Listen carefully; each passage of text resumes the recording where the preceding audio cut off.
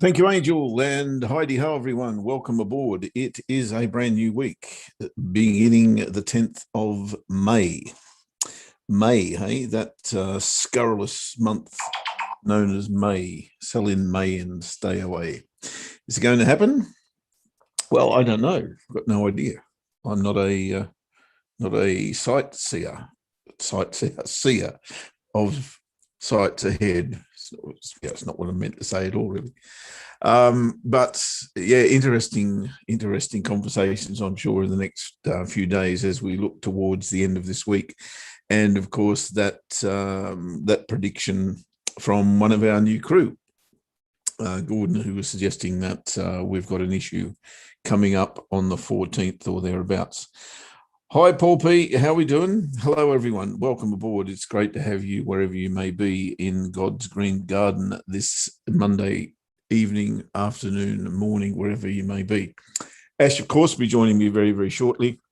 And I had a bit of, well, it wasn't a pleasant week off. It was a little bit of family business, to be honest, last week, and didn't spend too much time in front of the charts. One thing that I did note, of course, as we all have, on Friday, we had what used to be known as the NFP, non-farm payroll number, came out. Not only the non-farm payroll number, there was a fair bit going on there.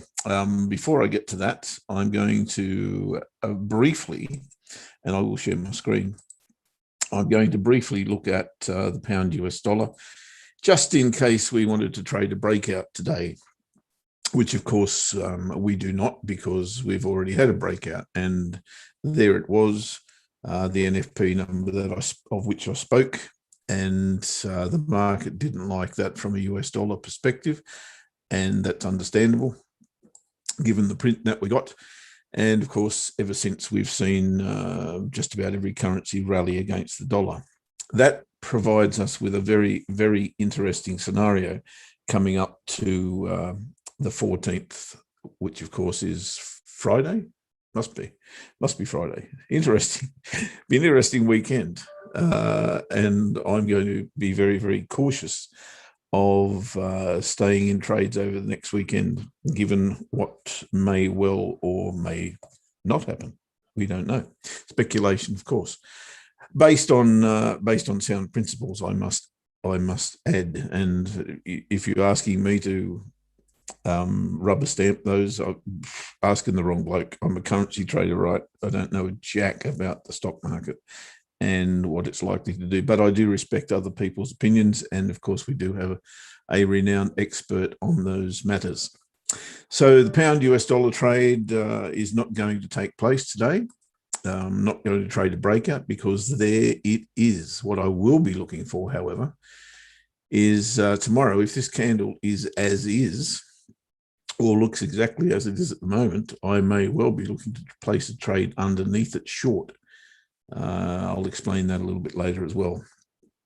But that would constitute for me a positional trade based on the 14th of May. Because despite what I'm saying, that I don't know anything about it, I most certainly will defer to Gordon's opinion. And if I can take advantage of that, and I want to discuss that actually, when Ash comes into the room, I'll discuss exactly how I'm going to position myself for that in case it does happen. It won't have anything to do with equities or anything other than currency, but there'll be a way, in my humble opinion, to trade that potential. If I see, maybe even if I don't see a setup, I might take a position based on recent support and resistance swings, etc., etc. Okay, to start off my week, as usual, I always look at key reversal bars on the weekly chart. And this week I found a very common theme based primarily on the NFP number. I'm going to stop calling it NFP because it's not NFP anymore. But yeah, I thought there was a definite or discoupling, I suppose, with what I'm normally looking for and what actually occurred. Here are the ones that the scanner threw up for us. Let's go through them very, very quickly. I won't spend any time on them because I haven't traded any one of them. and I'll go through the reasons for that. Key reversal bar, reminding you that a key reversal bar for me is a candle or bar whose low, if we're going in this direction, whose low is lower than the previous bar and closes on or near its high. That is a spinning top, and by definition, it hasn't closed on or near its high, so I dismissed it straight away on Aussie CAD. Aussie Swissy, exactly the same, a spinning top, so no for me. Aussie dollar, completely different, of course. And I suppose in many ways you could think, okay, it's a very strong bar. Let's just jump in and go long Aussie dollar. Yes, we've got a low lower than the previous bar. Yes, we've got a close on or near its high. But we are also at a resistance level. This is also an emotive move, in my humble opinion. You've just got to go back to the day chart to find that out. Yes, we were on a rally, but this really put the icing on the cake, did it not? Perhaps they were buying into that announcement anyway. So I believe this is an emotive move rather than a stock standard buying session. And for that reason, I'm going to let this settle down. I do believe that we'll get some consolidation here. We may take out this high, and I'm going to go on with that theme very, very shortly. And that theme, I believe, is going to be based, and I think you're going to hear this all week, not just from me, because it is an inflection, if you like. If the stock market does move as predicted, then so will all these currencies. We'll go with them. And rather than ignore that or trade against that, then I think I'm going to position myself to take advantage of that if it does take place. I won't simply be just going into the market, however, willy-nilly, based on, okay, 14th of May, we're going to drop. Because, as I said, it's going to be over the weekend. If it doesn't, well, certainly our time, it's going to be over the weekend. And I don't really want to be in the market at that time unless I'm completely safe. So I believe that those positions that I'm going to take will be well ahead of time. In other words, today, tomorrow, Wednesday, or Thursday, maybe even into Friday, but I'd be getting myself safe in the market before that happens. But my analysis is based around that theme, if you like. But I'll certainly be looking at the chart patterns I normally do. So in this case, this may well turn into a bull trap. And what I mean by that, if you don't know what I'm talking about, is this may well take out the highs here, only to just disappear very, very quickly. I don't necessarily think we'll take that high out, to be honest, but, you know, stranger things have happened.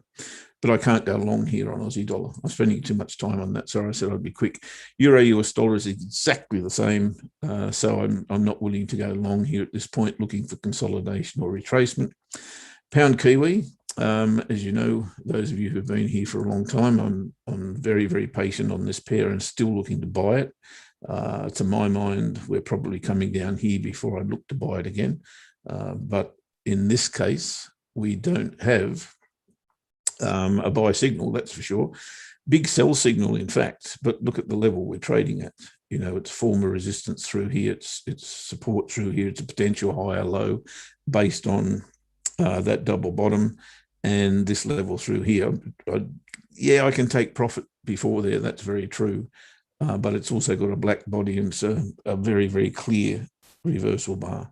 If it had a white body, then maybe I would consider it, but that's not a trade for me. And as you can see at the moment, we're having a very, very strong day for the pound at this point in time. That bar there is far more interesting to me, but look at the level you're entering the market at. It's just a no-go zone for me. So that will be that. Next one I want to have a look at is Kiwi CAD.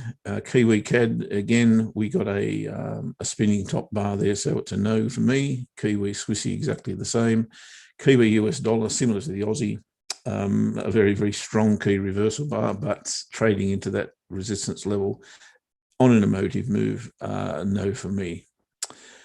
Dollar yen, we were fortunate enough to get into this trade on Friday. We were in the trade on Thursday, of course. We were at risk, and to be absolutely frank with you, we got lucky. we got lucky because the dollar news was SH1T, and for that reason we got a nice follow through TP1. I've got my stops at entry on that, so that can't lose, but it's not in a very strong position either. Actually, I haven't got my stops at entry. I've got them safe, however. Yeah, look, I think same theme, and this looks interesting to me.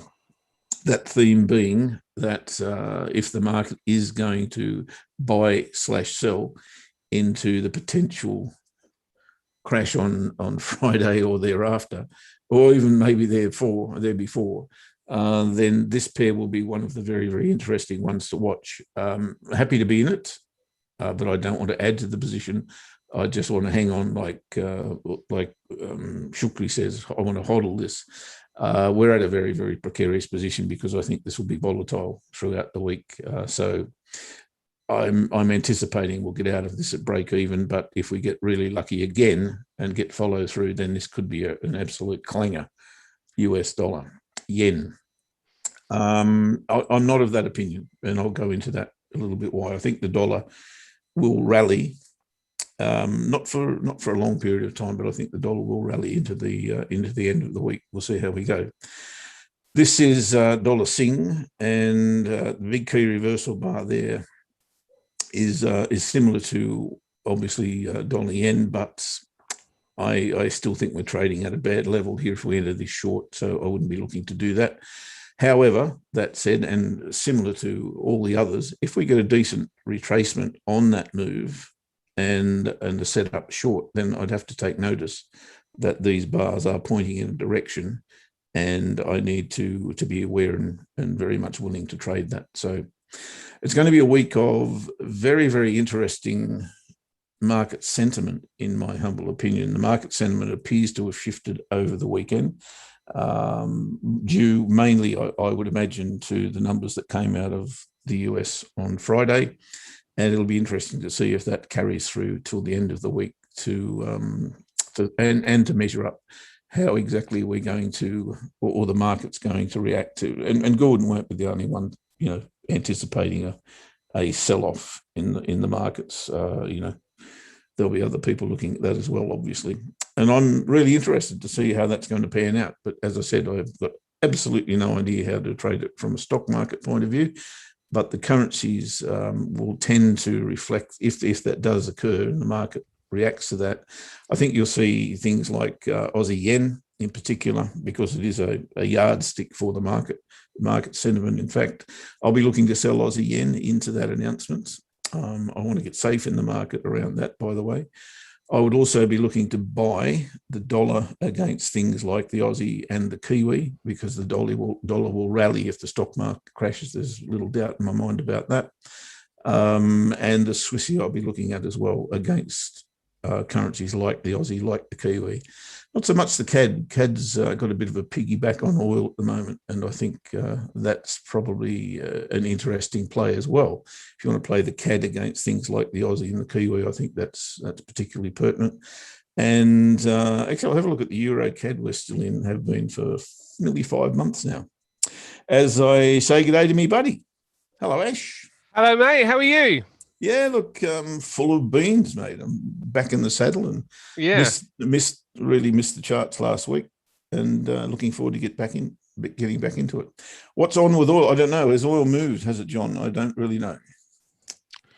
Yeah, I mean, I've just looked at the oil chart actually after seeing what John said. There's not a great deal of movement just yet, but interesting. There was a major pipeline disruption after a ransomware attack in the States, and it doesn't appear that that's back online yet. Now, I think that's mostly gas, but the fact that there has been a disruption in the States, you would have thought would actually potentially push your oil higher, and maybe it will eventually. Maybe it's going to depend on how deeply that disruption it ends up being, but it was, it's quite significant. I think I've got the headline. I've got the report here. Colonial Pipeline ships gasoline and jet fuel from the Gulf Coast to Texas, the populous East Coast, through 5,500 miles of pipeline serving 50 million customers. So there is a big problem. I mean, I suppose if you're going to attack anywhere, then Texas is the place to do it. But there has been a report. I can't remember the name of the people that are said to have reported now. Dark somebody, dark line or something like that. Sounds reliable. The dark side criminal group. Wow. Yes, yeah. So there's a few kind of undercurrents going on. They're the perpetrators, not the. They're the reporters. perpetrators. Oh, Yes, yeah. I thought they were reporting it. But, okay, fair enough. No, yeah. So they are, as you say, they're the perpetrators, and as I say, there's some really interesting undercurrents going on in the market today. Ethereum popped up over 4,000 now. Ethereum, Dogecoin, I think had some, or Dogecoin had a bit of fluctuation after Elon Musk kind of came out and was on a show kind of talking about it, and I think he kind of talked it down a bit, but then he said he would accept Dogecoin as a form of payment on his SpaceX program, and I think it's kind of stabilized again. But we are seeing a push for the cryptocurrencies, but it does kind of put the crypto space back in the probably the crosshairs of the SEC and in the States, and it's a difficult one because I'll show you a couple of charts, mate, if you like. Sure, we're not trading the pound breakout today for obvious reasons. So yeah, go hard. Yeah, well, let's have a look at. I found it very difficult to get a line through my normal procedure this week because I've just been through that actually, and there was nothing there I felt was trade worthy. I do have a few ranges that I'm looking at though, and I think they'll be interesting. We'll get to that. Yeah, later. Well, you know what? This is where I really like the kind of like no leverage kind of scenario, and everybody knows that that I put in the broadcast group about trading the Aussie Yen to the downside, which everybody would have got stopped out on, but it's a difficult one, and maybe we need a lesson on this aside from this, because I'm holding on to the Aussie Yen, but I'm using no leverage, and this is the thing. I don't really care how high it goes here. I'm quite happy for it to go up to this point, because my view on the Aussie Yen is at some point this parabolic move will reverse. Now I just want to show everybody something. I agree with you, and if Gordon Scott's right, it'll go a long way. Yes. Now, I can't. Let me just see if I can bring this onto a different screen. And this is really something that everybody should be aware of. Here we go. JPY. I'm just going to see if I can bring this onto a different chart and show you a bit more history, because I don't like the fact that that we can't look at this properly. Here we go. Let's bring this onto here and get rid of some of these. Oh, now what are all these? Let's get rid of these. Okay. Let's look at this on a weekly time frame is absolutely fine here. Okay, let's go back to, in fact, yeah, let's go back to this area here. Okay, so there is a parabolic move here, if you like. I'll make this a little bit bigger. This one here, big rally, eventually retest the breakout point. Comes a slightly lower, but eventually test the breakout point. There's the breakout level there. Big move. Now we'll mark this one off, because obviously the argument would be here, well, it didn't test the breakout point, and that would be absolutely right.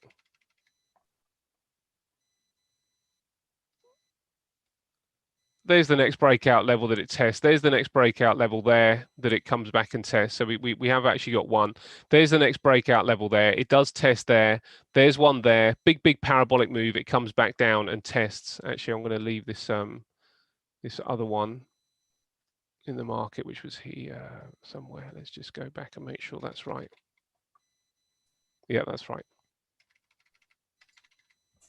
David, Ash will have a look at gold very shortly, mate.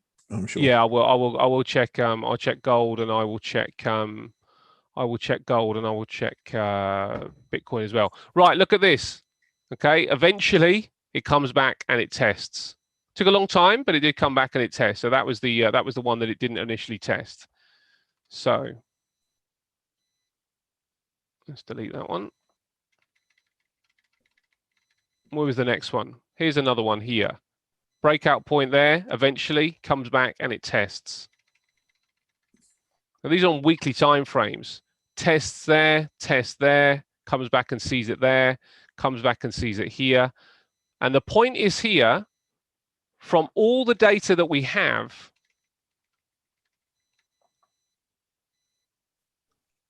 there's the breakout level there. Okay, you could maybe suggest it's tested there, so we'll go to that one. So we'll say that 80.95 has as yet not been tested.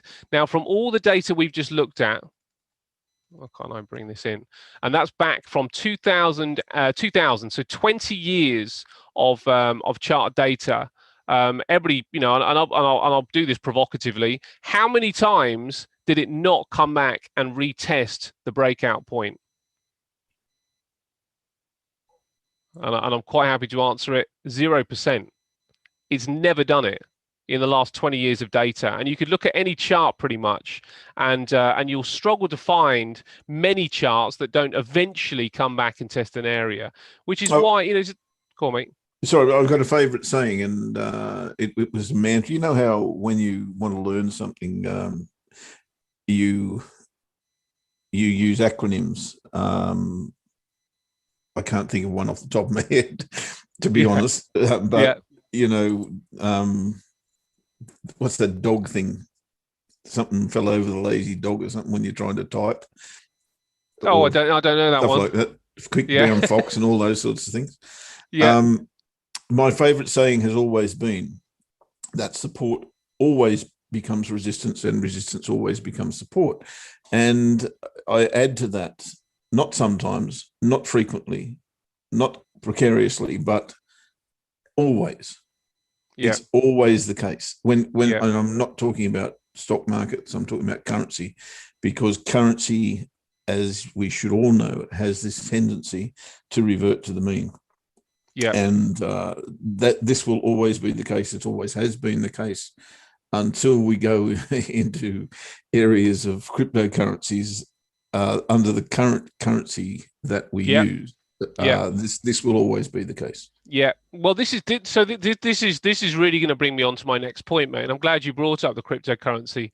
And this is just, with currencies, it's a lot better, as you say, because the thing with currencies is that they are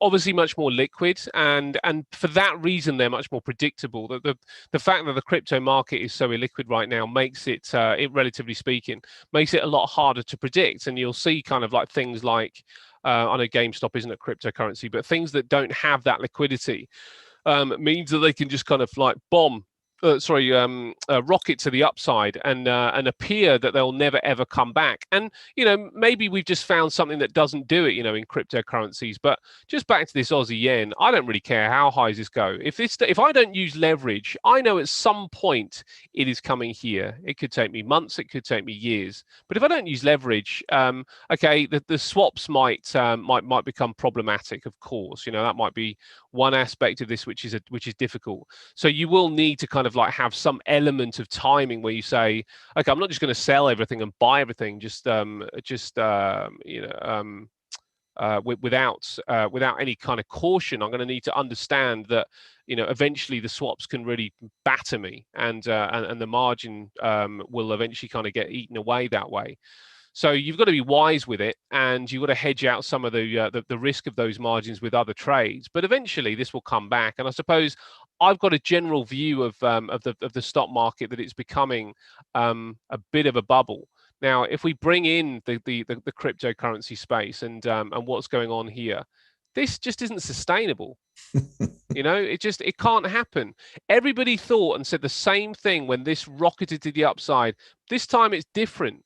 This time we've got something that doesn't come back and test, and it's just going to go and go and go, and doesn't look anywhere near as vicious now. You see this, but at the time there was a lot of people just in absolute panic when this was going on.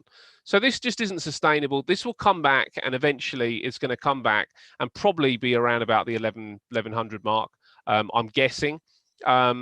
I don't know when. It could be 10 years from now. It might be 20 years from now. And the question is, do you see Ethereum as a use case forever?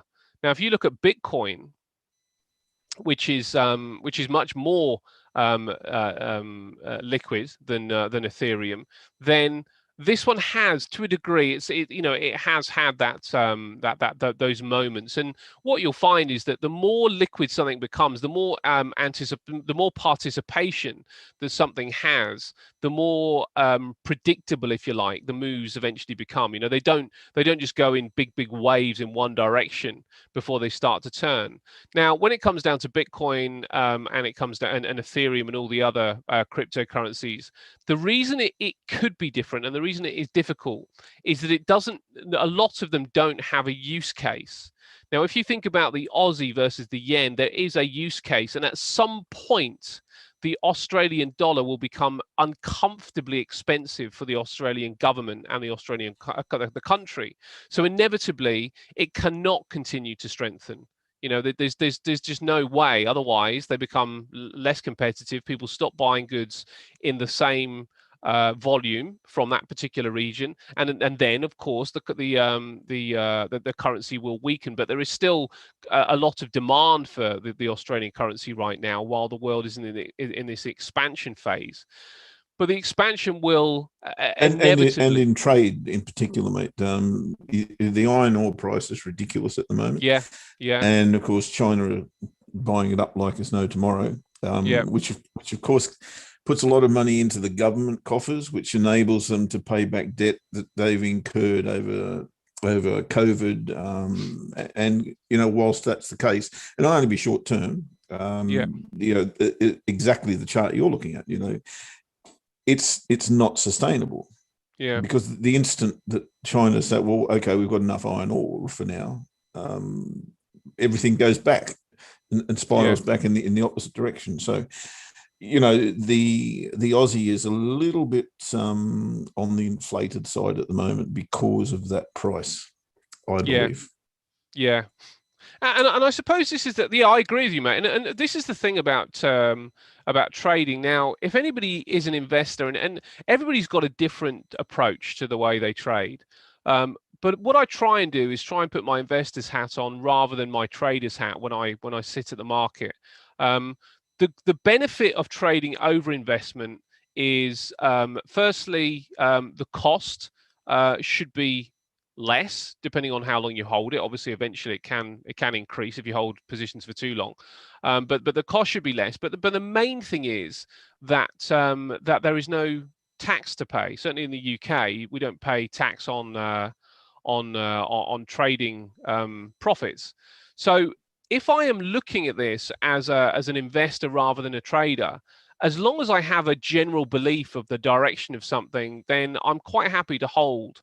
And as you and Shukri both sort of like say about hodling, I'm hodling at the minute. I'm hodling the Aussie yen, and I'm quite happy to put and I would do that with shares. If a share price came down sufficient, let's say 20%, and I still believed in its use case, then why would I get rid of it? Because what I'm suggesting is that eventually it's going to come back to where I got in, or potentially even higher than where I got in. So I'm always trying to pick something. My first point of call is to try and pick something which has an overall, which would overall justify or satisfy my particular view. And I do think that the stock market is frothy. Now, the timing of it looks like it's off. Look at the VIX dropping down yet again, and it's had a few hints that the VIX may start to rise. We had this engulfing bar on what looks like it would have been, if that's Friday, Thursday, Wednesday. It looks like Tuesday there was this engulfing bar to the upside on the VIX, but then we followed it with this engulfing bar on Friday. So that data out of the US actually has moved things pretty sufficiently. It appears to have helped with the Ethereum move, possibly. It's certainly helped with the VIX moving to the downside. It's definitely helped with more interest in the Aussie dollar. Looks like the S&P also. Look at this this engulfing bar on the S&P to the upside, right at the top end so far of where we are on the S&P. This is certainly, this is starting to look like a blowout top. Now, I don't know when that blowout top will eventually turn, but eventually it will turn. And again, you could go back, you're saying not sure about indices. Well, we could do the same thing with indices, where we go back and say, through the course of the last 10 years, let's say, does price come back? Well, eventually it did there. Look how parabolic that one was. It just went up and up and up, but eventually it comes back and tests that point. Same thing happens here. Same thing happens at that breakout. This breakout here. Ooh, just about test that one. So that was okay in the end. Same thing happens here. Same thing happens here.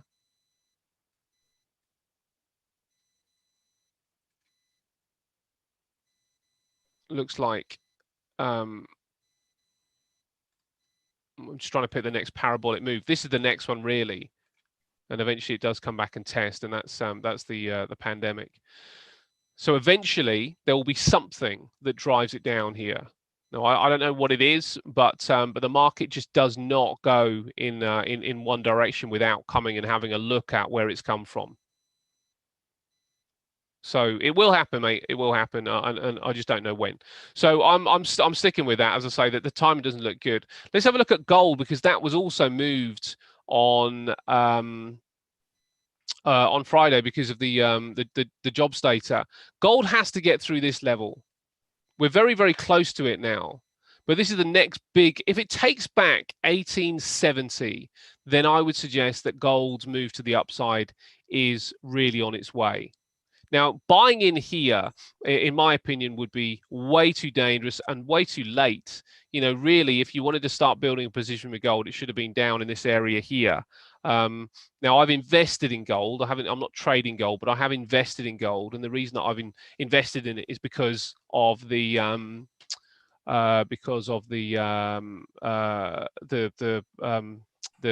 dividend that I can get by investing in gold.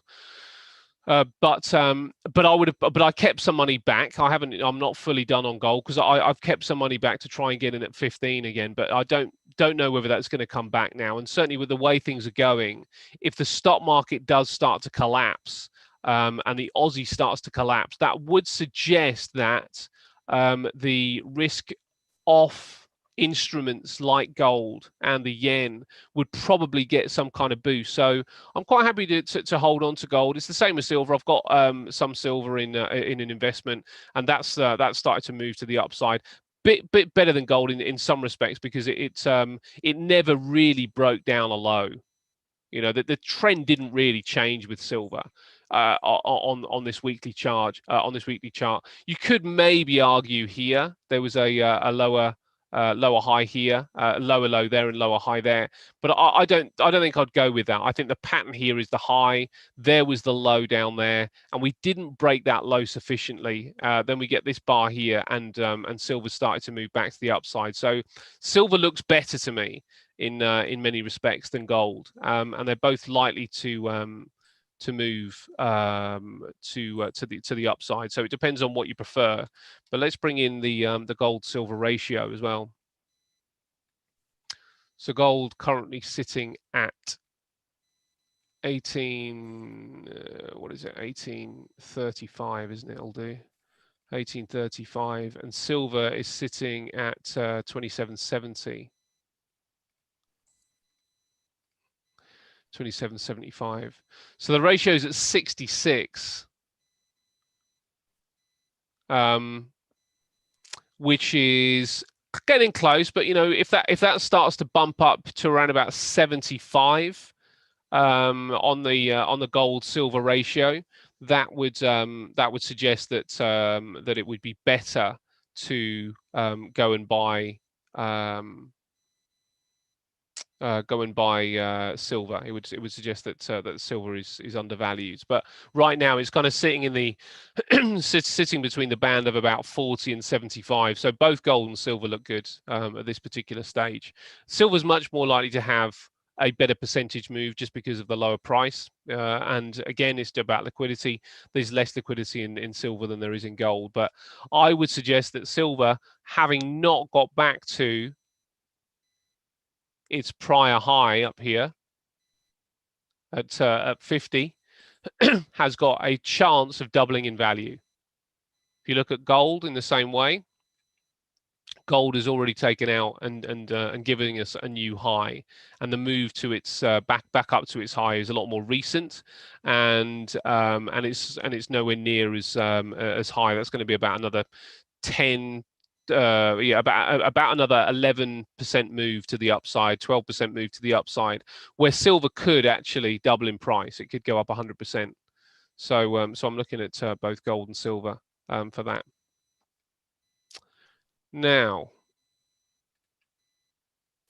let's have a quick look at the week and see if there. Do you have an opinion on the hourly chart on gold, mate? Let's have a look, mate. I know you're not trading it, but that was the question from David. So okay. Let's address that. I didn't see the question. Is that on YouTube? Is it? No, it's in chat. Is it? Mm-hmm. Why have I not got chat? I've got John. I don't know, buddy. Let me just close chat down and start it up again. Hi, Paresh. Sorry, late giving you a shout out there. Do you know what, Jeff? Also, what I haven't got you on screen, and I've got a hand up from you.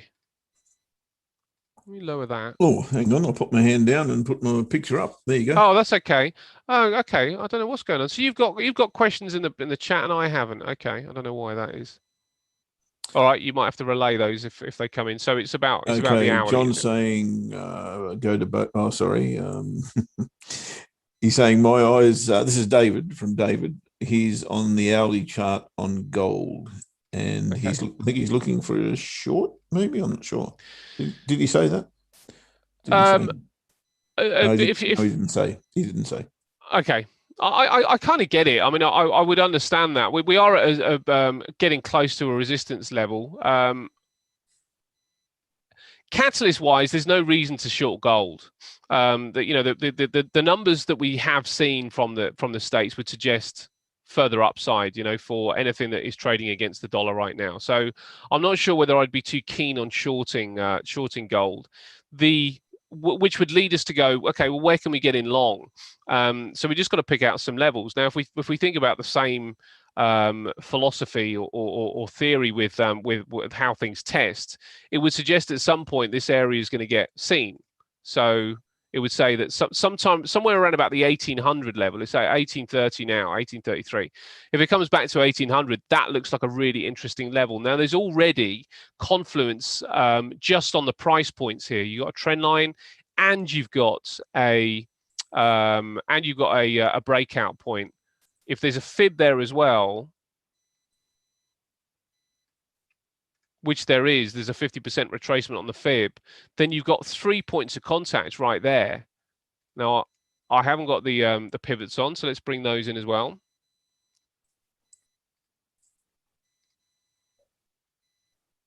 So 1800, there's no pivot there. That would be my target. That's where I'd be sort of saying I don't want to get into gold until 1800.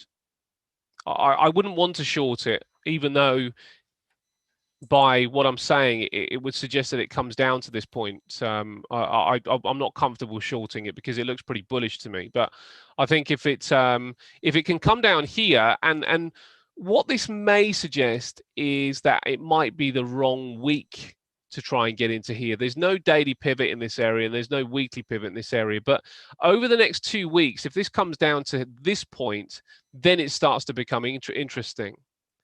Now, what I might do as well is just have a quick look at the seasonal and COT data and see what that is suggesting.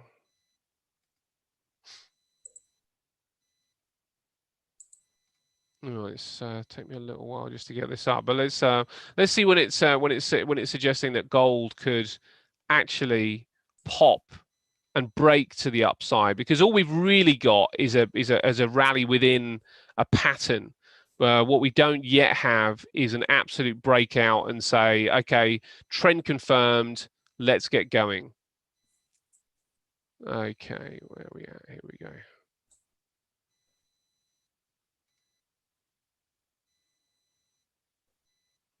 Right, so this is our COT and seasonality report with gold. And what I did see, which was interesting, because obviously this is COT data which is reported by the companies on Tuesday but released to the market on Friday, which means that the move that we saw, which was on Friday, would not be in this data. And if you look at the top here, the commercials percent change, these are the longs and the shorts. So the longs on the left column, shorts on the right column. So we're looking down in this column here. And what we see here, gold, longs to the left column on the commercials, 0% change. They haven't really gone long. They've cut a little bit of their short position, -2%. So they're not as short as they were. They're not as bearish as they were. But they haven't really added to their longs. This is where it does start to get interesting. So let's bring in the numbers here with gold and what we've got on the index on the short term here is a buy signal on the short term. So really, they you can see that they started to build into their positions here on the short term, and it did bottom out there. Now, if we look at how successful this is, you see that's when it touched the 100% line, and we did get a rally up there. That's when it touched the 0% line, and we have had a downward move there. Now, I will be able to find some that just didn't work out, because that's just the way that COT data is. There we go. That's a rally. There's a move down. Didn't touch it there. Didn't touch it there. There's the rally, and look what happened. It moved down, but the index stayed at 100%, and eventually it did come into play. There's the 0, and market moves up, but it stays at 0, and it does ease down. But I would say that was probably a genuine loss there, because you'd probably be selling at this. Actually, no, you'd probably break even. That's not too bad. There's the rally point. Sorry, no, there's the sell. Now this one is a big loss, because they're still selling here. So they would have sold, suggesting selling here. Now price hasn't come back to that point, so there'd be no way to get out of that position.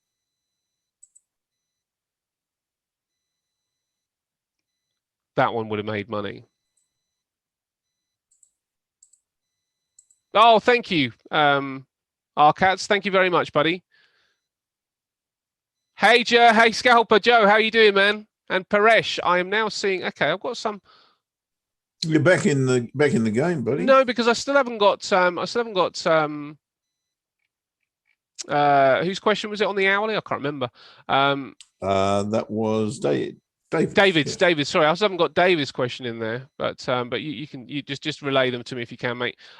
Here's the rally, and there's the rally. So we are seeing that more often than not, this does indicate what's about to happen. Now this is up high, and it's just crept up a little bit more as well. So this would be due to that kind of 2% move to the downside, -2% move to the downside with the shorts, and we've started to see this move up. But there's a slight lack of conviction when you see a change here of this little amount, very small amount change there.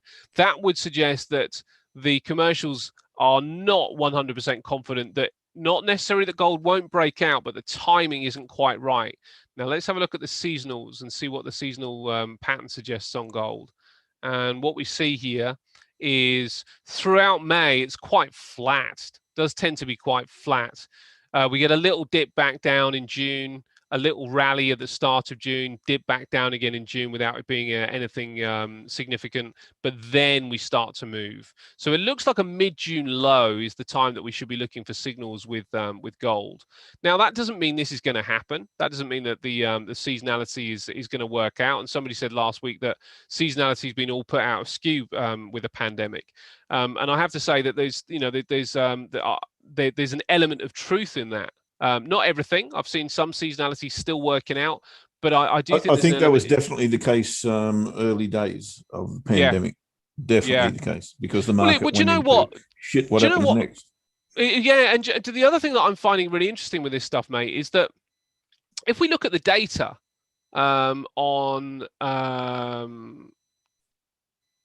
let's bring this in here.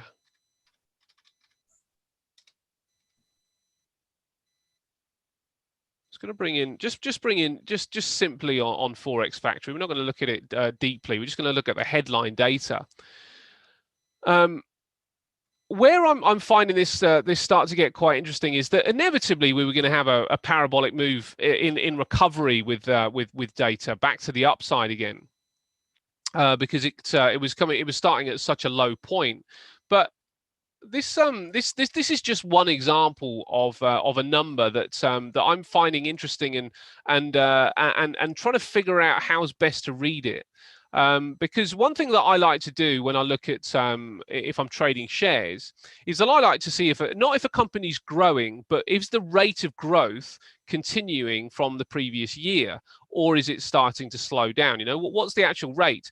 Now the ISM services PMI here, when we had that big drop, of course, when we were going to recover, the rate of change was going to be huge. And we did see sort of like, it bubbling along quite nicely. Then we got this big pop to the upside in April. But this has just eased a little bit. Now, it's still a huge number to the upside. So there's still recovery going on. But is the recovery, and this is the big question, is the recovery slowing down somewhat? One number doesn't tell us anything. But there is just a little bit of I would have thought just a little bit of concern there with that one number. Now, if I bring in the next ISM number, which is to do with manufacturing, then what we see. Where's my manufacturer? Oh, do you know why? It's because Forex Factory don't give it any kind of credence, and they color it yellow. Here we go. Oh, sorry, they color it orange. Now this is the manufacturing PMIs, and again, massive moves. Of course, big trend to the upside, but from 65 down to 60. That's quite a big drop in expansion. So it's not that the US economy isn't expanding, but it's not expanding at the same pace. So there's a couple of red flags there. That's all they are. Nothing huge, but there are a couple of red flags. And then we go to Friday's data point, which has really spooked the market. And it is this non-farm employment change. And I'm not sure if I can get this to be. I don't like the way this has been. It's hard to see, actually. Hard to see on this. Let's just get rid of the forecast. It might be a little bit easier. It's a little bit easier without the forecast there. But you can see that that the employment change has also taken a big dip. Now it's little things like this that you start to go, okay, well, maybe the massive expansive move that we've had in growth is just subsiding just somewhat, which means that we might just get back to some kind of normality. Now, that isn't a problem in itself. But then when you consider that the US has got astronomical amounts of debt, and they're not the only country in the world, as we know, but they've got astronomical amounts of debt to GDP. I believe over 100% of GDP now is in debt. Now that's uncomfortably high. That's probably understating it, actually, isn't it, mate? To say it's uncomfortably high. Understating it, yes. If you're a household and you have got a job and your partner's got a job, or whoever else, there's somebody else in the house with a job, and you're earning 50,000 between you every year after taxes, you end up with 50,000, but your expenses are 51,000, and then all of a sudden you find that the car's engine's faulty, so your expenses are about to go up. So not only are you £1,000 or $1,000 down a year, because your expenses were already 51,000 and your wages were only 50. Now you've got an expense to come out. Now it's this kind of thing that you don't want to see, and that's just kind of illustrating what's happening with a lack of expansion. In fact, it's probably better to say you get a pay cut. You get a slight pay cut down to 49,000. Now that deficit is starting to increase. Now that is concerning. That's a concerning metric. It doesn't matter what it is. There can be any bump in the road, which makes it more scary because there are a lot of bumps in the road, you know. Yeah, exactly. And I suppose that's my point, is that can the US and all these other countries sustain anything else? You know, we've had a huge shock to the system, and the answer has been to print money. Now, printing money is absolutely fine, because what they're hoping to do is inflate away the debt. But actually, you know, inflation data is picking up, but it's maybe not the way that they would be comfortable with. And what happens if they it goes into hyperinflation? Then there's a whole host of other problems that kind of comes out. And inflation data is picking up. You know, I'm starting to look across the board, and I don't think there was one country that I looked at. There might have been one actually, but I can't remember which one it was, that didn't have inflation that you know, really fairly significantly popped to the upside. Now we've already seen. You mentioned iron ore, mate. We've already seen oil starting to overinflate in some respects. You know, it's continuing to move to the upside. We get this little shockwave going on in Texas with this criminal company, and it's little things like that that can just add to the problem. And I think when I looked at the inflation data the other day, it was really about food. Food seemed to be pretty overinflated in comparison to most other things. And what do you need? Well, you need food. You know, you can't have commodities like that overinflating. You know, it's one of those things with oil. There are alternatives. You know, there's an alternative to not use so much energy, but there's no alternative to not eating. Well, you've never heard of a liquid lunch, mate, or what? Because that is the one alternative. I forgot. Just kidding. Yeah. Printing money is fun. Yeah, I guess it is. I mean, it's, you know, it's a way, it's an answer, but hold on a minute. Oh yeah, it's an answer, but I don't think it's not going to be sustainable. And the problem gets kicked down the road. My concern is that, you know, while we kind of go in with this kind of move with Ethereum, we go with this kind of move, if you like, with the Aussie Yen still popping up. We go with this kind of move in the S&P 500 still popping up. All these things kind of, you know, rolling and rocketing to the upside without any kind of retracement. My concern is the overconfidence in the market. You know, that there are a lot of people, and cryptocurrency is probably the best example. There are a lot of people that as yet have not been burnt sufficiently by the stock market, and I'm not going to call them stupid or idiotic traders or anything like that, because it's just a lack of experience. And I don't say that, and I'm not trying to sound what's the word? I don't know. You know, when you talk down to somebody. Oh yeah, that word. Yeah. Uh, I know the word, but yeah, it's not coming to me either. yeah. Well, I'm not trying to sort of like say, you know, I'm up here, and I'm not trying to sort of say it from a sedentary position, and you're down there. I guess what I'm saying is that I've been there. I have been there, so I know what it's like, and I know what it's like when you first get in. You pick stuff, you buy cryptocurrencies, or you buy stocks, and all they do is go up. That's the one, John. What did he say? Condescending. Condescending, that's the word, exactly. See, I can't see the chat. I don't want to sound condescending. I can see the chat, but it's not printing new questions and comments. I don't want to sound condescending because I've been there, so I know what it's like. But there are many people that haven't yet been burnt by the stock market, and they think that they're actually clever because everything they're buying is going up. But I think Gordon Scott said it yesterday. You don't want to confuse intelligence with the bull market. It might not have been him, actually. It might have been something I read. Yeah, you don't want to confuse. No, I think he did say that. Yeah. He did say that. Yeah, you don't want to confuse intelligence with the bull market, because everything you pick is going to go up. Everything you pick is going to make money, but the market just doesn't always go in the one direction. And when it comes down hard. And the problem is, if you can't recognize the difference between a pullback and a change in trend, then what you end up doing is panicking on the pullback and pulling out of your positions and not making the money, or buying into the dip when it's actually a genuine change of direction. Now, recognizing that is not the real trick. The real trick is controlling your risk, because if you control your risk, it won't matter what happens. And that's my point with leverage, really. Why is the yen so weak? Sorry, mate, what were you going to say? Yeah, no, I've got a favourite saying along those lines, actually, and it goes something like, and I have added to it over the time. It goes something like, when your ego is having a bad day, your soul is having a good day. Yeah. And generally so is your bank account.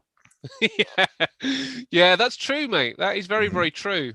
And you know, I've had. Do you know where my year has been bad? And in some respects, I quite like this. Where my year has been bad is that I've cut my positions that I've had too early. Now, when I consider the balance of what's worse, to cut your positions too early or be in something that you shouldn't be in anymore.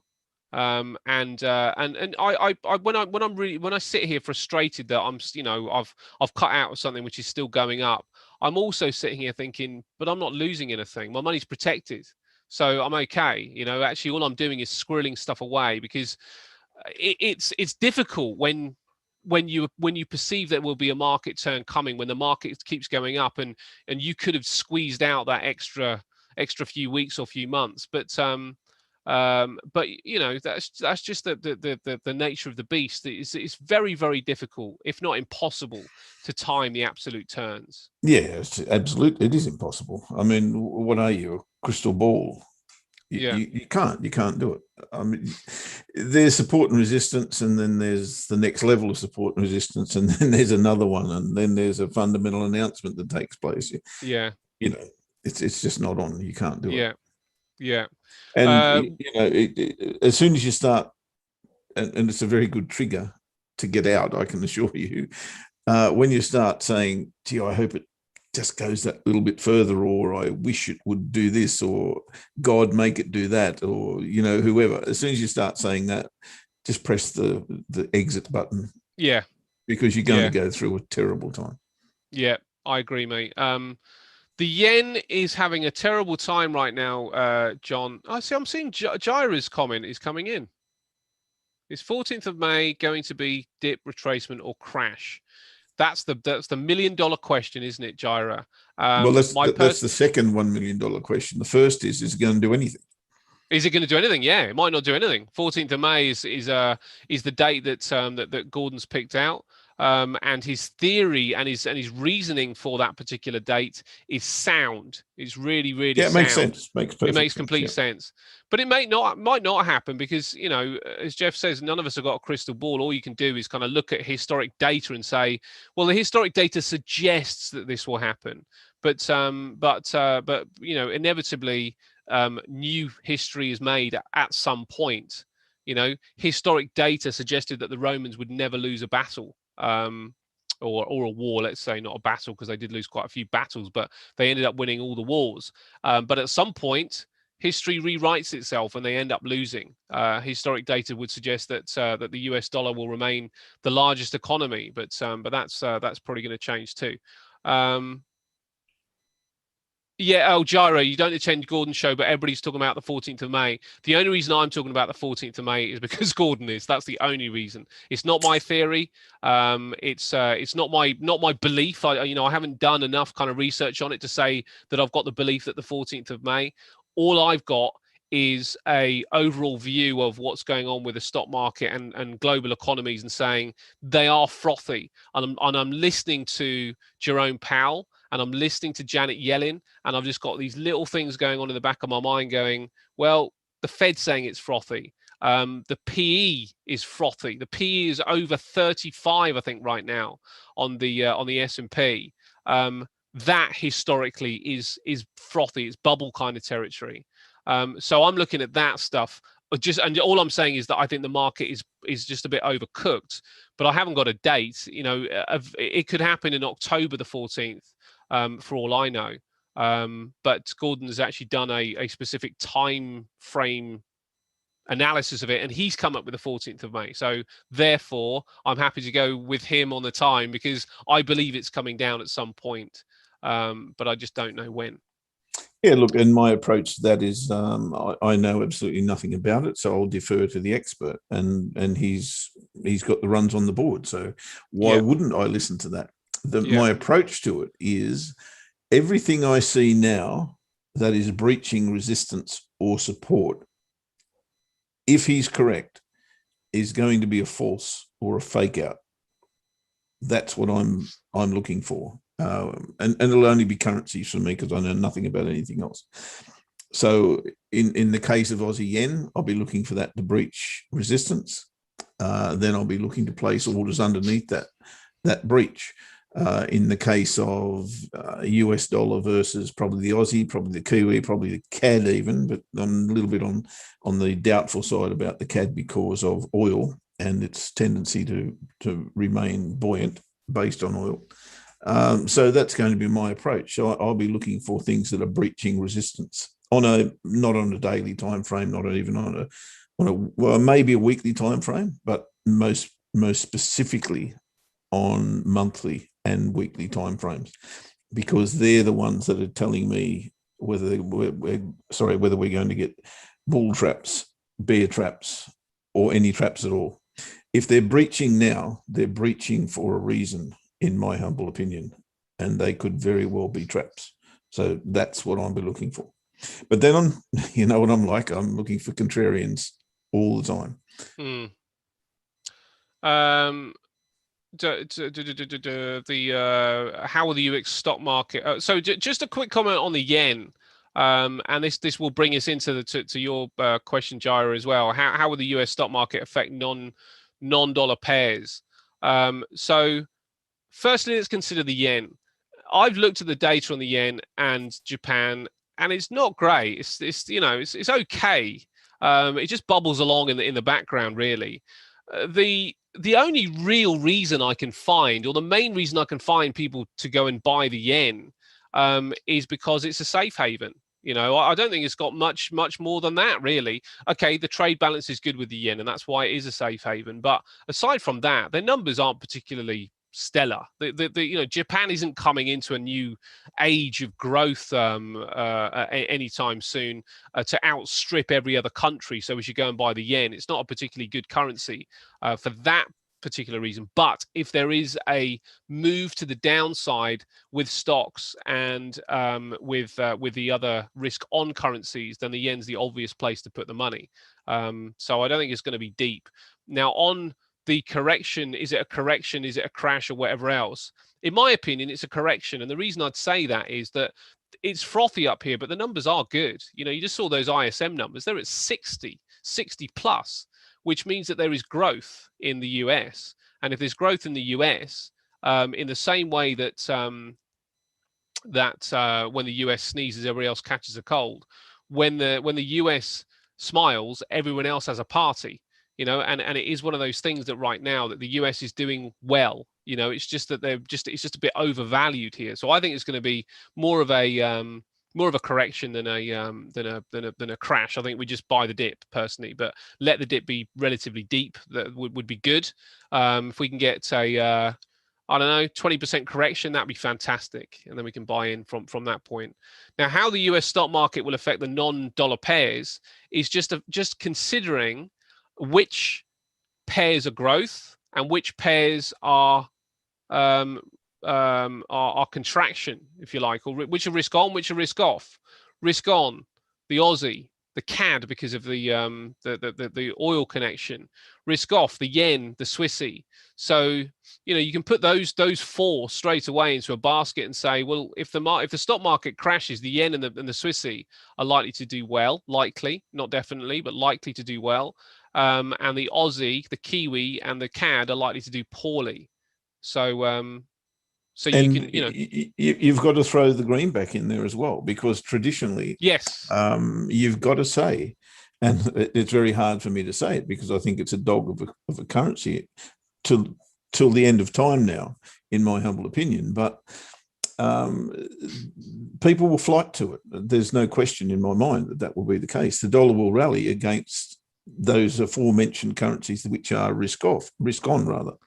That's exactly what I said, 5 minutes ago. That's exactly where I'll be concentrating my preparation, if you like, if indeed I see an opportunity. If I don't, then I'll just let it happen, or not. Whichever way it is, I'll just go back to normal. So I think it's worth prepping for. I think it's worth noticing that those risk-on currencies are rallying at present and potentially going through a resistance level. But gee whiz, I don't know that that's sustainable. I really don't. Yeah, do you know what I find interesting about the dollar as well is that the dollar is both risk on and risk off. It's one of those currencies that is a bit like a chameleon. And it's going to be dependent on what's driving the move down, as to whether I will be looking at the dollar as a risk on or risk off at that particular time. So it's going to be knowing what the catalyst is going to be important with this stuff. Yeah, I'll be pretty surprised if the stock market corrects 20% that the US dollar doesn't rally. I'll be pretty surprised. Yeah, and actually, that might even be the cause of the correction. Maybe the dollar does rally, and that's because that's another reason that obviously it becomes frothy, is that the home currency becomes more highly valued. So they can have a bit of an offsetting effect. Of course, the burning question is, are we, and let's go back to the last major correction, if you like, which was global financial crisis. Are we in a similar position this time round? That's probably worth researching. I'm not going to make the statement that we are or we aren't, because I don't know, frankly. To me, it seems a little bit different because we're now prepared for it, whereas the GFC we weren't. I mean, the smarties probably were thinking that, that the bank shouldn't be loaning money to people who can't afford to pay it back, but the circumstances are a little bit different. Will the result be the same? I think it's probably worth going back to 2008 and having a little bit of a look as to what happened when and what resulted. That's kind of going to, if I get time, I'll be doing that through the week as well. Do you know, mate? What's interesting about what you've just said as well is that there is a new sheriff in town when it comes down to the financial markets. Maybe it's not a sheriff actually. Maybe the sheriff remains to be the banks, but there's certainly a new gang in town challenging that sheriff with blockchain. Now blockchain is in play and it's gathering momentum, and the institutes are now involved in blockchain. Then what happens to the banks? There are many banks that don't have a successful investment arm, and they are still, the retail banks, they're still there for kind of like the everyday person. Well, with blockchain technology kind of like starting to come in, Ethereum 2.0 coming in, and we've already seen what's happened with Cardano over in Africa. and Polkadot as well. You know, you've got these the blockchain technology which is gathering pace and gathering financial backing. What ends up happening to the current financial system? You know, there may well be, and it's always difficult to imagine, but we might well be, as I've said for the last year, and you've said it as well, we might well be actually living through the big change, the biggest change that we've had in history for what could be 50 years. You know, without question, we needed to recalibrate. And if this is the recalibration, we're talking about as though it's already happened, but I don't have a crystal ball, so I'm not predicting this in any way, shape, or form. But I'm suggesting that it's a possibility.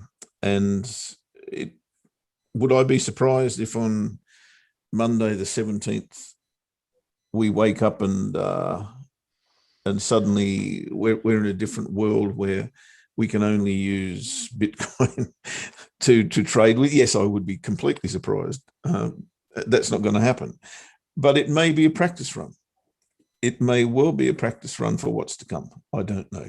Yeah. As I said, it's yet to happen. So we're really talking ahead of ourselves.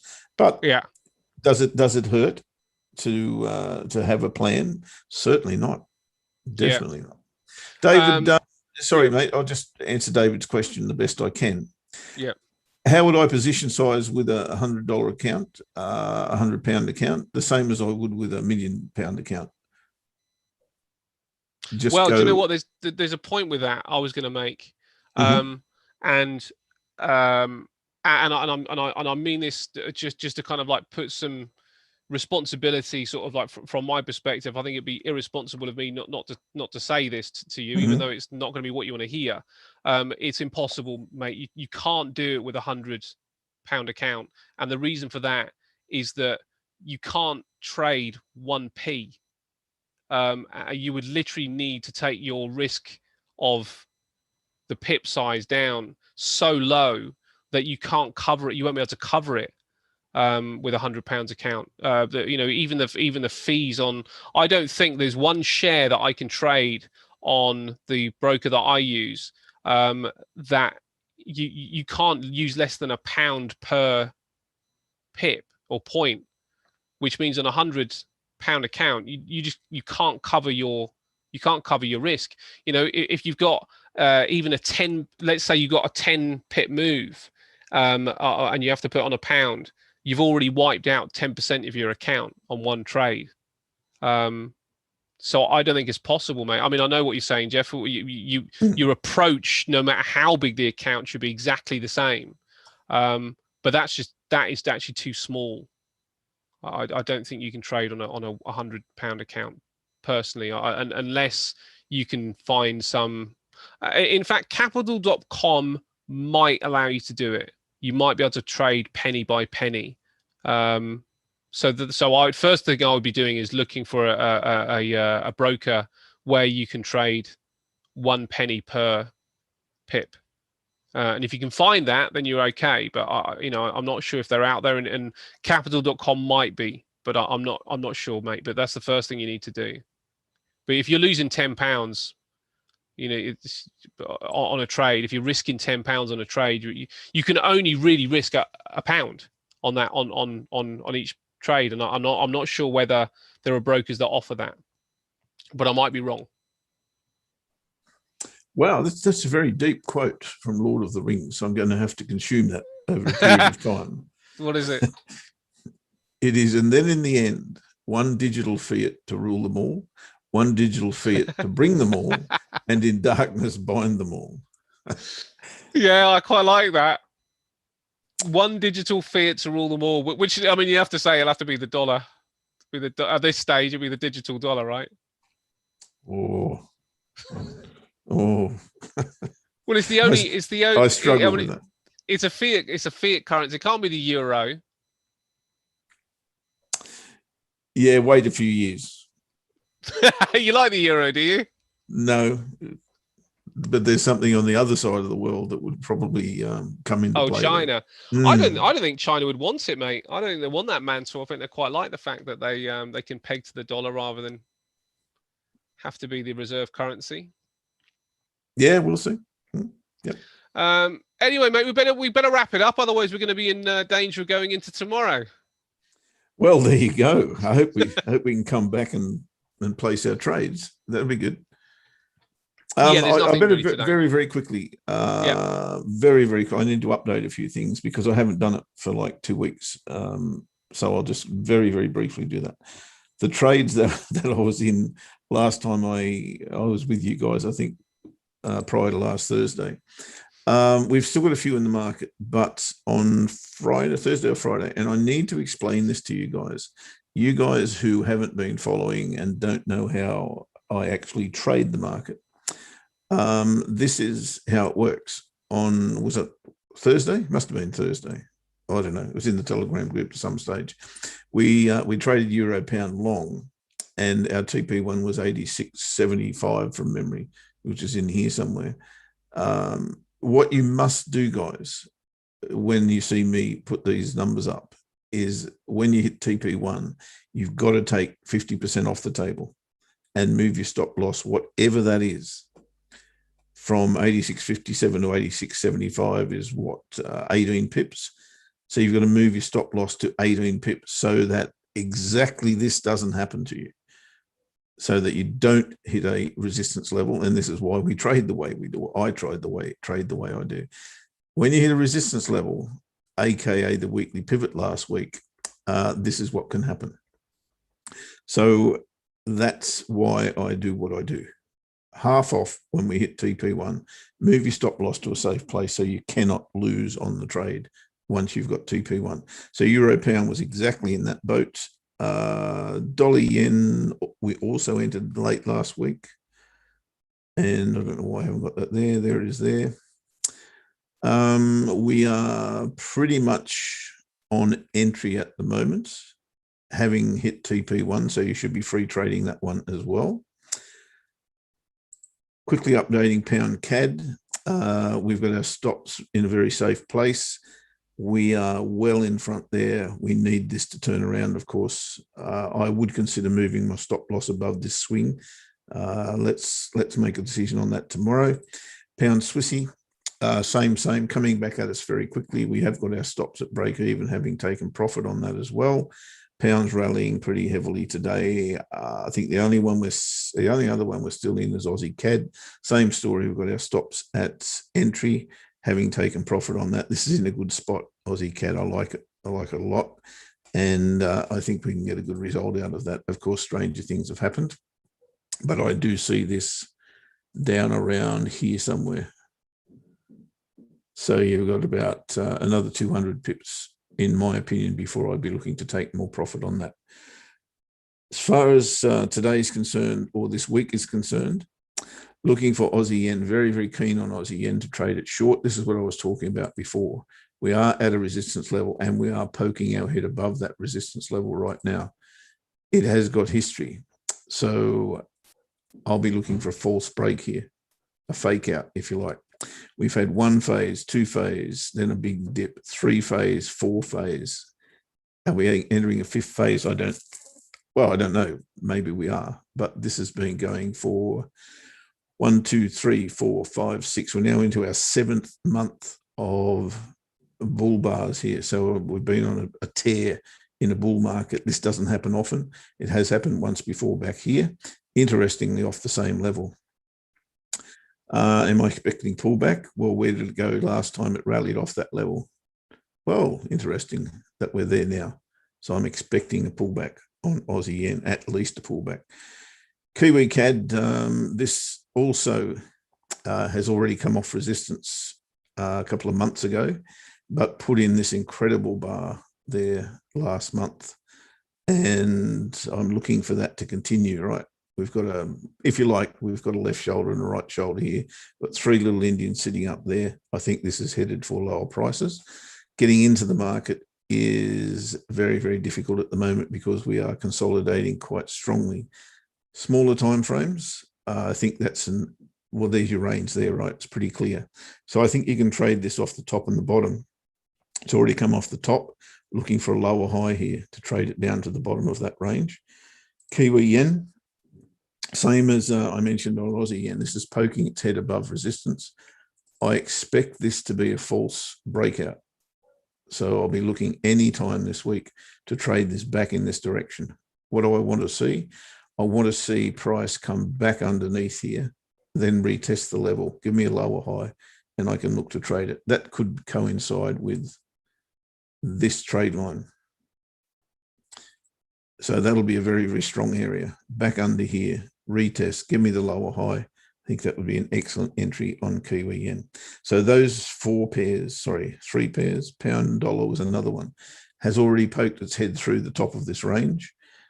If it gets to these highs, gee, I think it's an excellent selling opportunity. But tomorrow, as I said earlier in the show, if this candle is as is, I will place a short order underneath it and I'll put my stop loss above the bar. So that is it, mate. That's me for the week, and that's exactly what I'll be looking for. So fantastic stuff, mate. All right, brilliant. Okay, nicely done.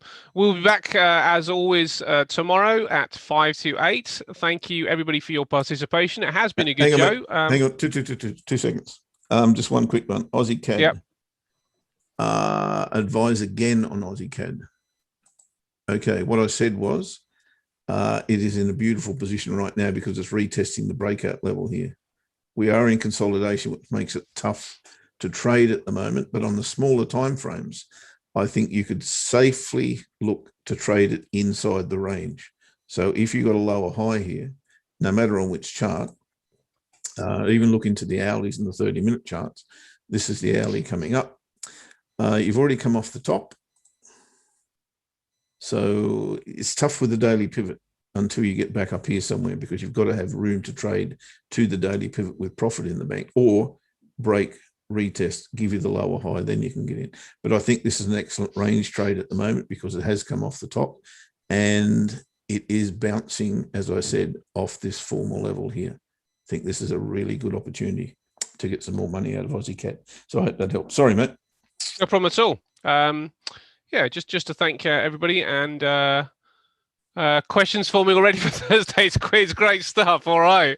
Thursday is quiz day tomorrow. We will have Shukri in the room with us to talk about cryptos and tell us his opinion about the next bull run, which looks like it is possibly going to be starting again on Bitcoin. So we can ask him about that. Thanks as always to you, mate. Thanks as always to Angel as well.